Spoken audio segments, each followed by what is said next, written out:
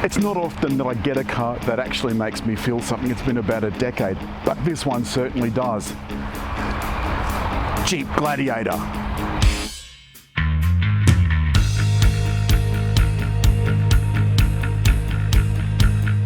If you think this is just a Wrangler with a tray back, you're wrong. It's wider, it's longer, it's about 800 millimeters longer. The wheelbase is almost 500 millimeters longer. You can get two models, the Overland and the Rubicon. Overland is 74,490 and this one is 76,490. With on-roads, that's going to put you at over $80,000. So let's call it 80 grand. What do you get for 80 grand? These wheels are 17 inch with 32 inch tires. You get rescue hooks front and back. And up on the bonnet, these nifty mounts serve as tie downs for stuff you've got attached to the roof, but also a place for the windscreen to rest when it's folded down. Because you see, all of this stuff comes off. The roof comes off. The rear window comes off and the front window folds down. This is the only convertible truck in its class. Not only that, the doors, bonnet and tailgate are all aluminium. And you get on the Rubicon this locking folding top. This kind of rolls up and folds towards the front of the cabin, and it won't open if the tailgate's closed. The tailgate locks with the car, but opening it then allows this to be folded back. You can then unlock it with these tabs and just roll it back across the top of the tray. Inside it's got a fancy cargo management system that comes with the Rubicon. And these retro LED taillights stick out from the side of the bodywork, but they're protected for off-road mode. There's some more rescue hooks and a really sturdy bumper. Inside the rear is not quite as capacious as you'd think. There's still quite a bit of knee room and this fancy kind of webbed backing for the front seat. You get a map holder, some cup holders, and rear vent outlets. Because the doors can be taken off, the window controls are here on the center console. You get quite a good view from here in the back seat because you're sitting over the people in the front seat. And the other thing is, because this roof can be taken off leaving just the rollover frame, the speakers and central light are in a little T-bar thing in the middle. So this whole section stays on when you take the roof off. So the roof doesn't actually meet the door here. You can put your hand right up inside and wave hello at the top. The rear section is one large panel and the front comes out in two panels. I can't imagine why you'd only want to take one panel out, but there you go. In the front, I particularly like how this interior is laid out. The window switches for the front are here on the center console, just like they are in the back. Funnily enough, the window is auto down but not auto up.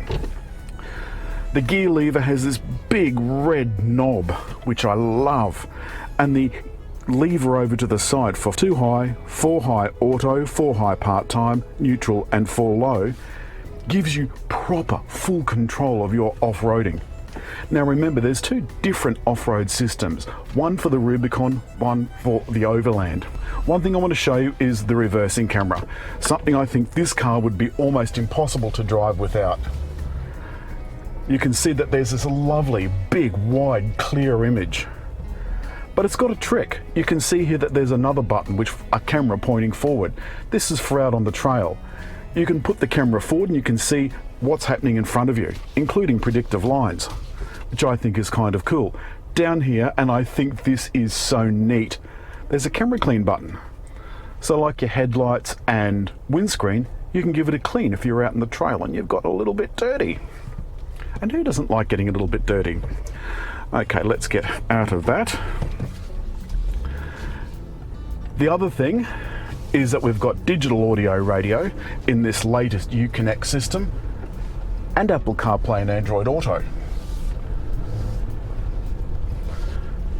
So you're well versed in all that modern electronic now. You can buy a Jeep and feel like you're not missing out on anything.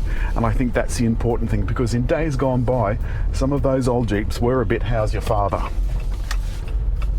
What's not how's your father is the point that this Pentastar 6-cylinder It is magnificently silky. It's connected to the wheels by an 8-speed auto with ZF automatic, and it's just a lovely thing to drive. The acceleration is smooth and linear, though there are times when it screams its head off, but actually this sounds really nice when it's screaming its head off. Fuel consumption is a little bit ordinary. Most of our week has been spent in and around town. At the moment it's doing about 13 litres per 100 kilometres. I parked it next to a Toyota Hilux in the local shopping centre. Here's some photos. The Jeep overhung the Hilux by probably 150 millimetres or more. I can't tell you how great it feels to be sitting so high in such a beast of a thing. The only thing that would make it better is a big rumbling V8 stirring from under the bonnet. As it turns out, this little silky, smooth, beautiful Pentastar 6-cylinder engine is absolutely tickety-boo. On the highway, at 110, these tyres really scream. Now you may have noticed that they're the knobbly off-roading tyres. They're notoriously noisy at the best of times. But do you know what? I don't care. And this cabin is much quieter than other Jeeps that I've driven. Certainly with the exception of the luxury models. The Wranglers are notoriously noisy, but they've got little bits of sound deadening up here in the roof and under the floor. It's really quite nice. I don't think I'd like to drive it like this guy with the roof and sides off. No, thank you very much. The approach and departure angles really allow you to get out off-road, and the fact that you've got so much ground clearance means that you can pick over rocks and so forth. Its off-road capabilities have never been in question. What's always been the problem for me is the way they drive on the road. And again, these off-road tyres make the steering a little bit woolly. The sidewalls are so tall that there's such a lot of give in it that, you know, you flex. But if you took lower profile tyres off-road, hello Jeep, if you took lower profile tyres off-road, then honestly you're going to come to grief the second you meet the first sharp rock. And that brings me to ride. There are special dampers for this car, and it makes the ride, certainly at 80, which is what we're doing now, really, really good. Now you can hear quite a bit of hum from those tyres at 80, but that notwithstanding, ride is excellent. The last few days we've spent travelling around New South Wales. We went to the beach yesterday at Thurrool and had a lovely lunch at the Seaside Pavilion. We parked the Jeep under a majestic row of Norfolk pines. I felt that I was in the perfect vehicle. You might be worried about the safety rating that Jeep Wrangler's got. They've upgraded now. There's a lot of active safety. You get front airbags, autonomous emergency braking, and that's all contained in this unit here, so even when the windscreen is folded forward, the AEB unit stays up here where it should be. And the other thing is, with that reversing camera, parking was no problem either. I could go to the local shopping centre and get it pinpoint accurate. Not once have I ever had to do more than a single steering wheel turn to get into a parking spot. There you go. I can see a market for this, even with people that don't want to go off-road. They just want a penis extension. And who doesn't? Please come out. I'm letting a Ford Ranger out. There's twin zone climate control and heated steering wheel. All of those buttons are up here, neatly displayed in one area. You can notice now that we've stopped that my engine has stopped. And that's saving CO2 and, more importantly, petrol. There's a button here that I can press to turn that system off and the engine's just fired back into life. There's the parking system, and there's also in the infotainment system, it is taking a while to get there, but there are off-road pages. It's just told me never get stuck. So I can bring up various gauges for pitch and roll. And I can also bring up my trail cam, which is the cameras that I told you about before. And that will help me not only in tight car parks, but it will help me on those trails, so I can see exactly where I am at all times. Along the bottom of this are the settings for navigation, phone, the apps, and there's also controls for mirror dimming, the backup camera, forward camera, the heated seats, and the steering wheel heating.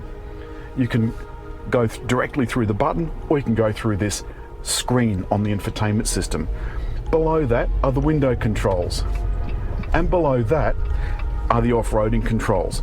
Now, right down the bottom, you've got 4 auxiliary buttons, and you can program that for accessories that you might attach, like a light bar, for example.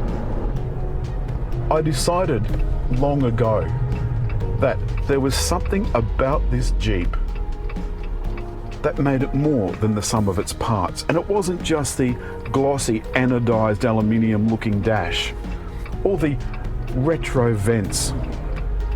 It wasn't the fancy, slightly ye-olde-whirly off-roading controls. It was the fact that it made me feel like the king of the road. I know I've said that about other cars, Toyota's Land Cruiser for one, and it's certainly more comfortable. But although it was nicer to drive, it just did not make me feel like this Jeep does. I feel great. I love this car, and I don't want to give it back. I really, really don't want to give it back. That's all this week from us, from Jeep, and from the Gladiator. Jeep say they've sorted their reliability, but only time will tell. I like this car a lot, and if you've liked it and you've liked the film, don't forget, leave a comment, hit like, and just there to subscribe.